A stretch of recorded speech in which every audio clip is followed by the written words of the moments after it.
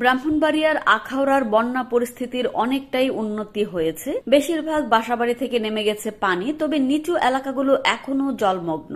বন্যার পানি নামতে দেরির কারণ হিসেবে খাল ও নদীর দখল দূষণকে দায়ী করছেন স্থানীয়রা। 2022 সালের জুনে ভারতের ত্রিপুরা থেকে নেমে আসা পাহাড়ি ঢলে প্লাবিত হয় আখাউড়ার দুটি ইউনিয়ন। ভেঙে যায় হাওড়া নদীর আরিয়ল অংশের বাঁধ। 2 বছরের ব্যবধানে আবারও ভয়াবহ বন্যার কবলে সীমান্তবর্তী আখাউড়া উপজেলা। গেল 21শে আগস্ট ঢলের জল ও ভারী বর্ষণে 40টিরও বেশি গ্রাম প্লাবিত হয়। এবারও পানির তুরে ভেঙে যায় হাওড়া নদীর আরিয়ল ও খলাপাড়া অংশের দুটি বাঁধ। সেই সঙ্গে পানিতে ভেসে যায় নদী পাড়ের বেশ কয়েকটি বসতঘর। তবে পানি কমতে থাকায় বন্যা পরিস্থিতি অনেকটাই স্বাভাবিক হয়েছে, যদিও এখনো পানিবন্দী নিচু এলাকার বেশ কিছু ঘরবাড়ি। মূলত বন্যার পানি আটকে থাকার কারণ হিসেবে কয়েকটি খাল ও নদী দখল দূষণের কথা বলছেন স্থানীয়রা। প্রভাবশালীদের দখলে বহু আগেই জৌলস হারিয়েছে ভারতের ত্রিপুরা সীমান্ত দিয়ে আখাউড়া প্রবেশ করা সাইনধারা নদী। অনেক অংশেই দখল করে গড়ে তোলা হয়েছে স্থাপনা। এতে সরু হয়ে নদী হারিয়েছে স্বাভাবিক গতি। এছাড়া স্থলবন্দর থেকে আখাউড়া উপজেলা সদর হয়ে তিতাস নদীতে গিয়ে মিলিত হওয়া কালন্দি খালেরও একই দুর্দশা। পাড় ঘেঁষে অবৈধ স্থাপনা আর ময়লা আবর্জনা ফেলে পানি প্রবাহে তৈরি হয়েছে বাধা। একই দুর্দশা সীমান্ত চিরে আসা জাজি খালের। পরিবেশ কর্মীরা বলছেন, দখল দূষণের কারণে কোনো খালেরই পানি প্রবাহ ঠিক নেই। প্রভাবশালীদের দখলে বিলীন হয়েছে খাল ও নদীর অনেক অংশ। তাই পানি সরে যাওয়ার পথ রুদ্ধ হওয়ায় বন্যার কবলে পড়ে বারবার বিপর্যয়ের মুখে পড়ছেন সীমান্তবর্তী এলাকার বাসিন্দারা। এই যে হঠাৎ করে যে বন্যাটা দেখা দিল, 2022-এও কিন্তু এরকম একটা বন্যা দেখা দিয়েছিল বাংলাদেশে। আমরা যে যত কথাই বলি না কেন, উজানে বৃষ্টি হলে জলটা কিন্তু নিচেই গড়াবে। তো আমরা যেহেতু মাটির দেশে বাস করি, এখানে জল আসবেই। এখানে আসার পর যে আমাদের যে দরকারটা, যে আমাদের নদ নদীগুলো যদি আমরা ঠিকভাবে খনন করতাম, রক্ষণাবেক্ষণ করতাম, তাহলে কিন্তু এই পানিগুলো নদীর মাধ্যমে কিন্তু বঙ্গোপসাগরে চলে যেত। এখন জায়গায় জায়গায় কিন্তু আমরা দখল আছে, বাঁধ আছে, এইগুলোর কারণে কিন্তু আসলে নদীগুলো লোকালয়ে চলে আসছে, পানিগুলো লোকালয়ে চলে আসছে। এবার আমাদের বিল আমরা নষ্ট করে ফেলেছি, আমাদের হাওর বাওরগুলো আমরা নষ্ট করে ফেলেছি, আমাদের পুকুরগুলো আমরা নষ্ট করে ফেলেছি।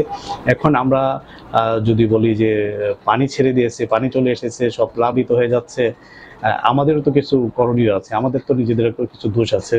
যে ওখানে তারা যেমন সীমান্ত নদী যেগুলো আছে বা আন্তর্জাতিক নদী আইনে কিন্তু নদীতে বাদ দিতে গেলে যে সব দেশ এটা এই নদীর সফলতা ভোগ করবে বা যে দেশগুলো এটা দ্বারা বঞ্চিত হবে, তাদের সাথে পরামর্শ করে কিন্তু এই ড্যাম বলেন, বাঁধ বলেন, ব্যারেজ বলেন, এগুলো করতে হয়।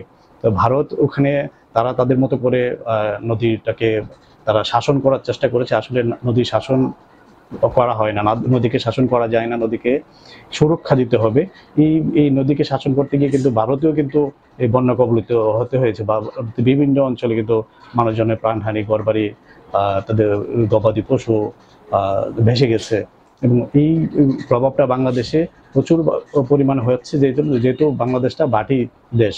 এখানে কিন্তু আমাদের যেটা দরকার, আমাদের নদ নদী খাল বিলকে আমাদেরকে সুরক্ষা দিতে হবে এবং এটি সঠিক খনন করতে হবে। আমরা দেখেছি যে কোটি কোটি টাকা, হাজার হাজার কোটি টাকা এখানে নদী খননের নামে বালু উত্তোলন করে বিক্রির ব্যবস্থা করা হয়েছে। যেই নদী খননের যে কথাটা আমাদেরকে এতদিন শোনানো হয়েছে, আসলে এখানে নদী খনন বলতে কোনো কিছু হয়নি, যা হয়েছে নদীতে বালু লুণ্ঠন হয়েছে। তো সেই সবগুলো জিনিস বিবেচনা করে এবং পরবর্তীতে বাংলাদেশ কি করবে, এই এখানে একটা রূপরেখা তৈরি করা উচিত, একটা মাস্টার প্ল্যান করা উচিত। ওই প্ল্যান করে বাংলাদেশকে এগোতে হবে যে ভবিষ্যতে যদি বৃষ্টিপাত হয়, ভারী বৃষ্টিপাত হয়, তাহলে আমাদের এই পানিগুলো আমরা কি করব, কিভাবে আমাদের পানিগুলো সরে যাবে, কিভাবে বঙ্গোপসাগরে যাবে, আবার এই পানিগুলোকে কিভাবে ধরে রেখে আমরা আমাদের শেষ কাজ করব, সেই দিকেও আমাদেরকে চিন্তা ভাবনা করতে হবে। আমরা আশা করব যারা রাষ্ট্র পরিচালনা করেন তারা এই বিষয়গুলো বিবেচনা করবেন। আখাউড়া প্রকৃতি ও পরিবেশ ক্লাবের আহ্বায়ক রুবেল আহমেদ বলেন, এখনই সময় এসেছে আখাউড়ার দখলকৃত ও দূষিত খাল উদ্ধার করা। তা না হলে সামনের দিনগুলোতে আখাউড়া আরো ভয়াবহ বন্যার কবলে পড়তে পারে। তবে শিগগিরই দখল হওয়া খাল পুনরুদ্ধারের পাশাপাশি পানি প্রবাহ ঠিক রাখতে প্রয়োজনীয় ব্যবস্থা নেওয়ার কথা জানিয়েছেন উপজেলা নির্বাহী কর্মকর্তা। আখাউড়া উপজেলা নির্বাহী কর্মকর্তা গাজালা পারভিন রুহি বলেন, আমরা এগুলো নিয়ে বসবো। কোথায় খাল রয়েছে, এগুলো কতটুকু ভরাট হয়েছে, সে বিষয়ে জরিপ না করে এখনই এখনই কিছু বলা যাচ্ছে না। তবে আমরা অবশ্যই চাইবো প্রাকৃতিক পানি প্রবাহ যেভাবে হয় সেভাবে যেন ব্যবস্থা করা যায়। বন্যার পানির তোড়ে আখাউড়া আগরতলা সড়কের জাজি খালের উপর বেইলি সেতু ভেঙে যাওয়ায় চলছে না যানবাহন। এতে বন্ধ রয়েছে আখাউড়া স্থল বন্দরের আমদানি রপ্তানি কার্যক্রম। তো আমাদের এটা নিয়ে বসবো, আমরা খালগুলো কি কি আছে, কোথায় ভরাট হয়েছে, এটা অ্যাসেসমেন্ট না করে এখনই আসলে বলা সম্ভব হচ্ছে না আমরা কিভাবে কি করব। তবে অবশ্যই আমরা চাইবো প্রাকৃতিক পানি প্রবাহ যেভাবে হয় সেভাবে যেন ব্যবস্থা করা যায়।